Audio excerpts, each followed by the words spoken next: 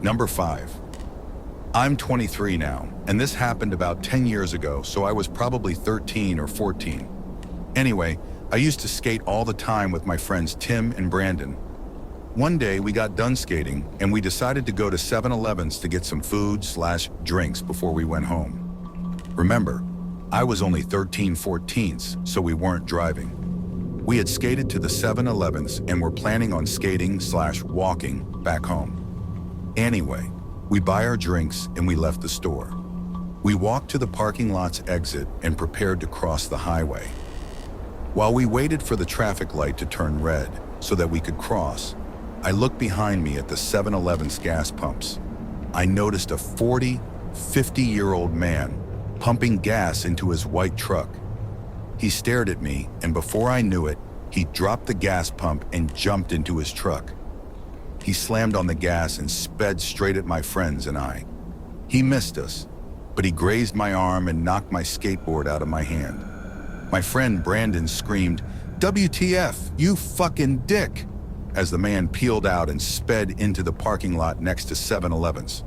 I swear to God, he drove through a ditch and tried to run us over again. This is where it got bad. The three of us started running at full speed across the highway and toward the local library, which is like 2-3 blocks from 7-Elevens.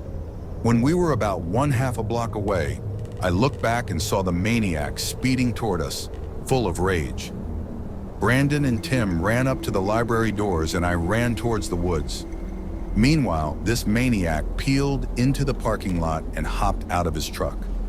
I looked behind me before escaping into the woods and saw him grab either a shotgun or a crowbar from the bed of his truck. I ran all the way home. When I got to my street, my neighbor told me to get in his car because we had to go to the video store. When I got there, I found Tim and Brandon and 3 cops. A minute later, my mom came in, crying her eyes out because Brandon and Tim told her they didn't know if I lived or not. Everyone had thought that I was captured. Tim told me that he saw the guy running after me into the woods, which is scary because I thought the maniac was chasing them, not me. Anyway, he was never caught, and I spent the next 5 years worrying about every white truck I saw. Number 4. A week after gaining my CPR certification, I had to try and perform CPR on a woman dying of a heroin overdose. I was at a thrift store with some friends looking for Halloween costumes, and someone came in saying that someone was passed out in the parking lot. I was in the dressing room, and it just got super quiet, so I came out and told them I was certified and I'd go take a look and that they needed to call 911. I go outside and don't see anyone on the ground. Someone comes out and shouts that the person is in the car that's parked far out by itself. I ran over and honestly freaked the fuck out. She was pretty much already dead, completely blue in the face, slumped against her car window. She had the red druggy rings around her eyes, but those were blue too because she was so oxygen deprived. We opened the door, and I'll never forget that when we turned her head to see if she still had a pulse, she had tears running down her face. We pulled her out of the car, put her on the ground, and took her pulse again because the first person to do it wasn't sure. We started CPR and the ambulance arrived about a minute after. They got her strapped up and in and continued CPR. They had another ambulance come and those EMTs got out, and there was literally like 6 of them surrounding her. The cop told us they had administered some type of drug that can apparently reverse heroin overdoses if given in time, but she was pretty much dead already. They would do the necessary stuff until they could get to the hospital and call it, according to him. I also remember when we opened the door, there was heroin needles and empty pill bottles all over the floor. She wasn't very old. We also think she had kids. She had some toys and a car seat, plus 2 names tattooed on her. Number 3. I have a fear of spiders because of a hunting trip I took with my dad and family when I was a kid. I don't enjoy shooting things, not an animal rights activist, but I think killing for game or bragging rights and not for food is wasteful and barbaric. I had brought my Game Boy and they stationed me at one of the ground blinds so I could use the radio to tell the others if I saw any deer headed their way.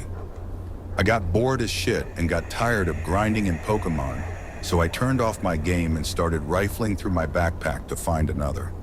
As I did this, I heard a strange whooshing sound that sounded very close, but I couldn't find anything. I walked around outside the blind, and as I came around the backside, I saw that the entire outer wall was covered in a mass of fucking interlinked daddy long leg spiders.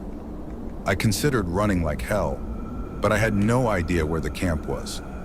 My solution was to use my can of off and the lighter from my backpack to blowtorch all the spiders off. Because stupid, that's why.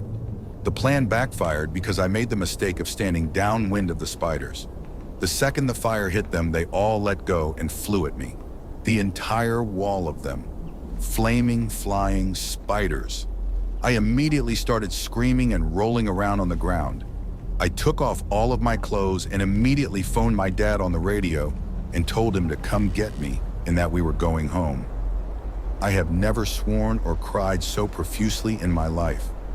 I eventually went through therapy regarding this event, and now I just hate spiders in general and prefer not to be around them. Number 2. I was 17 and had just gotten my license. Back in high school, my friends and I had made it a mission to find abandoned houses to throw parties in. We had a few good candidates, but the mother lode was this house I would pass on my home from work. It was an undeveloped shell of a huge home with a large property in the back. I had told one of my friends about it, and one day before we went to see a movie, I took him to the house. It was about dusk in summer, so I had my headlights on. I pulled into the front of the house and we were there for like 10 seconds tops before we pulled back to go to the main road. A minute later, this big truck pulls up behind us with its high beams on and riding our ass. My friend and I took note of it, but paid it no mind as we headed back to the main road. At the light, I turned right, but the truck cut through the gas station at the corner and blocked us off. Out of the truck comes this big hulk of a man, and my friend and I are shitting our pants. He raps on the window and I roll it down. Now the really freaky part is that this a busy road, and now there was no one in sight. He asks us what we were doing at the house, and I quickly lied and said we were making a U-turn. He stares at us for a few seconds, smiles, and sends us on our way. To this day, the house remains unfinished, and I'm convinced it's a drug operation of some sort. Number 1. My house sits farther back in the lot than most other houses. It is a strange layout as well. The sidewalk runs the length of the living room and ends at the front porch, which lets into the living room. Large windows that do not open allow great light to get into the living room, but at the cost of no privacy. The rest of my family was on vacation, and having the house to myself, I decided I would get smashed.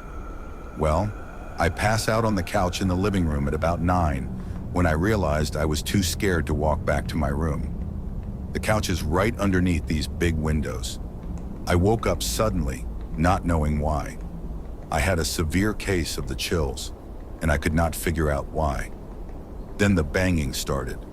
It came from right above me. I did not move, but I opened my eyes and looked up at the window. Someone was standing there, pounding on the glass. Without moving, I looked at the cable box. It was around 3 in the morning. The banging continues.